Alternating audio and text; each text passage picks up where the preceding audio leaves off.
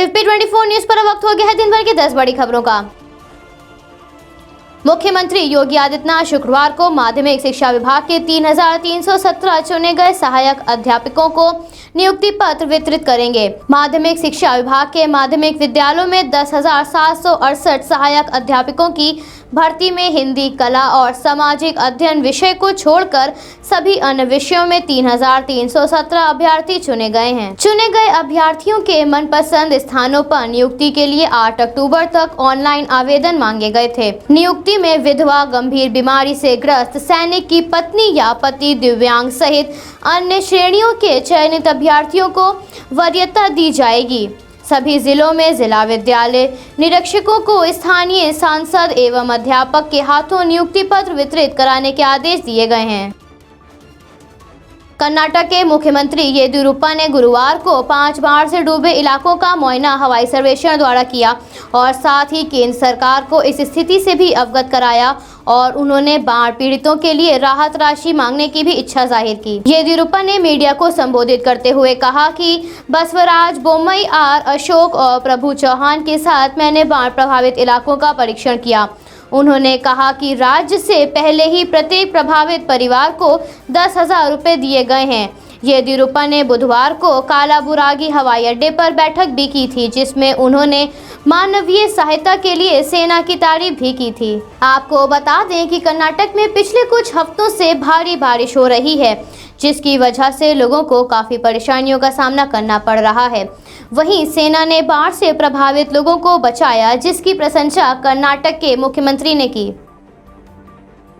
SSC ने 27 अक्टूबर को प्रारंभ होने वाली जूनियर इंजीनियर परीक्षा 2019 परीक्षा प्रथम के लिए सोशल डिस्टेंसिंग की गाइडलाइन जारी कर दी है। इस परीक्षा में भाग लेने वाले अभ्यर्थियों को इन नियमों का पालन करना पड़ेगा। 22 अक्टूबर 2020 को सामाजिक दूरी के नियमों के अनुसार परीक्षार्थियों को परीक्षा के दौरान परीक्षा केंद्र में मास्क पहनना अनिवार्य होगा। परीक्षार्थियों को चेकिंग के दौरान परीक्षा केंद्र में मास्क हटाना होगा और साथ ही परीक्षा हॉल में सामाजिक दूरी बनाए रखनी होगी। साथ ही समय समय पर हाथों को सैनिटाइज भी करना होगा।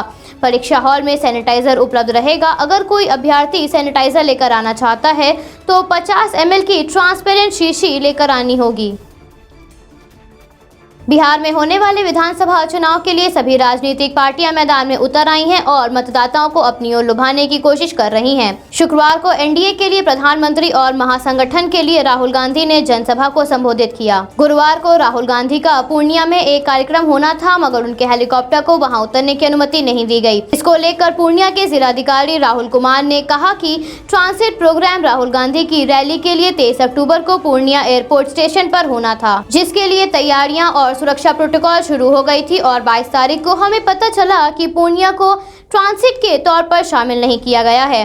पूर्णिया एयरपोर्ट जिला प्रशासन के अधिकार क्षेत्र में नहीं आता। लैंडिंग के लिए अनुमति ना तो प्रशासन से ली गई थी और ना ही इसके लिए कोई आवेदन जमा कराया था। इसके लिए इजाजत न देने का कोई सवाल ही नहीं उठता। आपको बता दें कि राहुल गांधी की पूर्णिया में अभी तक कोई रैली नहीं हुई है। कृषि कानून के विरोध में पंजाब में प्रदर्शन अभी भी जारी है, जिसकी वजह से यात्रियों को काफी मुश्किलात का सामना करना पड़ रहा है। किसान फिलहाल रेलवे ट्रैक से तो हट गए हैं, लेकिन उनका कहना है कि सिर्फ मालगाड़ियों को चलने की इजाजत देंगे, यात्री ट्रेन को चलने की अनुमति नहीं देंगे, जिसके चलते त्योहार के मौसम में चलाई जाने वाली स्पेशल ट्रेनों को 4 नवंबर तक रद्द कर दिया गया है, जिस वजह से यात्रियों को भारी परेशानियों का सामना करना पड़ेगा। कृषि कानून के विरोध में जारी प्रदर्शन के कारण 28 दिनों से ट्रेनों की आवाजाही बंद पड़ी है, तो वहीं दूसरी ओर यात्रियों को भी काफी मुश्किलें आ रही हैं। कोरोना के बढ़ते हुए संक्रमण के बीच एक राहत भरी खबर सामने आ रही है। भारत की drug controller general of India DCGI ने कोरोना वैक्सीन के तीसरे चरण के ट्रायल की मंजूरी दे दी है और वहीं दूसरी ओर भारत में स्वदेशी वैक्सीन का ट्रायल भी शुरू हो गया है। भारत बायोटेक की वैक्सीन का नाम कोवैक्सीन है। भारत बायोटेक ने वैक्सीन के पहले और दूसरे चरण के ट्रायल का डेटा पेश किया था। इस डेटा को देखने के बाद DCGI ने इसे मंजूरी दे दी है। हैदराबाद में टीका बनाने वाली भारत बायोटेक ने 2 अक्टूबर को DCGI को आवेदन देकर वैक्सीन के तीसरे चरण के ट्रायल की अनुमति मांगी थी, जो अब उसे मिल गई है।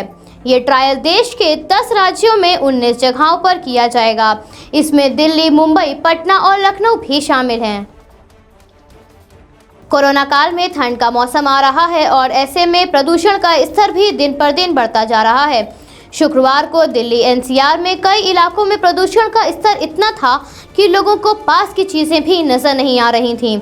वायु गुणवत्ता सूचकांक दिल्ली के कई इलाकों में 400 के पार था, तो वहीं कुछ इलाकों में 300 के पार दर्ज किया गया। इंडिया गेट के आसपास सैर करने वाले लोगों को इंडिया गेट आसानी से दिखता था, मगर आज तो इंडिया गेट भी लोगों को दिखना दूभर हो गया। दिल्ली के अलीपुर में सुबह 6 बजे वायु गुणवत्ता सूचकांक 436 पर दर्ज किया गया। दिल्ली में बढ़ता हुआ प्रदूषण का स्तर बीमारियों को दस्तक दे रहा है। पश्चिम बंगाल में मौसम विभाग ने दक्षिण जिलों में शुक्रवार को भारी बारिश होने के आसार जताए हैं। बंगाल की खाड़ी में पश्चिमी मध्यम में निम्न दबाव का क्षेत्र पिछले 2 दिनों से और भी गहरा हो गया है। वर्तमान में ओडिशा के पारादीप से लगभग 180 किलोमीटर दक्षिण पूर्व, दक्षिण द्वीप के 350 किलोमीटर दक्षिण पूर्व और खेपुपारा से 490 किलोमीटर दक्षिण पश्चिम में स्थित है। कोलकाता, हावड़ा, हुगली और नादिया जिलों के कुछ स्थानों में भारी बारिश होने के आसार बताए जा रहे हैं। मछुआरों को 21 से 24 अक्टूबर तक समुद्र में न उतरने की सलाह दी गई है और जो मछुआरे पहले से ही समुद्र में हैं उन्हें वापस आने के लिए कह दिया गया है। और साथ ही ये भी कहा गया है कि 24 अक्टूबर तक समुद्र की स्थिति काफी गंभीर हो सकती है। भारतीय रिजर्व बैंक ने पेमेंट सिस्टम ऑपरेटर्स को नया स्वाधिकार वाला क्यूआर को जारी करने से इनकार कर दिया है। आरबीआई ने यह फैसला डिजिटल पेमेंट इंफ्रास्ट्रक्चर में सुधार लाने के लिए किया है। आरबीआई ने बताया कि इस वक्त पूरे देश में सबके पास स्मार्टफोन उपलब्ध है और ई पेमेंट का आधार क्यूआर बनाते जा रहे हैं। आपको बता दें कि भारत में 3QR का प्रयोग किया जाता है। भारत में क्यूआर, यूपीआई क्यूआर और स्वाधिकार क्यूआर का इस्तेमाल होता है। इन क्यूआर से एक दूसरे का परिचालन हो सकता है। वर्तमान समय में भारत क्यूआर और यूपीआई क्यूआर इंटरऑपरेबल है, यानी कि कोई भी ऐप यूआर स्टिकर को यूज कर सकता है। आरबीआई के इस फैसले से ट्रांसिट सिस्टम में परेशानी आएगी। ट्रांसिट सिस्टम का अपना closed loop payment system card होता है। अब से उन्हें कार्ड के क्यूआर कार्ड पेमेंट में शिफ्ट होना होगा। आरबीआई की और ज्यादा इंटरऑपरेबल क्यूआर लॉन्च करने की संभावना है। कई पहलुओं पर विचार विमर्श के लिए एक समिति बनाई गई है। इस समिति के चेयरमैन दीपक फाटक हैं। आरबीआई की इस समिति की बैठक में ये फैसला लिया गया है कि यूपीआई क्यूआर और भारत क्यूआर ही चलन में रहेंगे।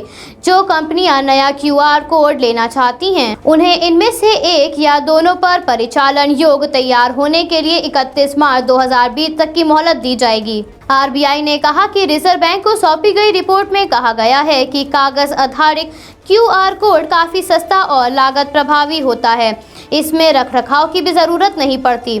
आरबीआई का ये भी कहना है कि पेमेंट सिस्टम को इंटरऑपरेबल पेमेंट के लिए लोगों को जागरूकता फैलानी होगी। इंटरऑपरेबिलिटी की वजह से आम लोगों को आसानी होगी और पेमेंट सिस्टम भी पहले की तुलना में बेहतर होगा।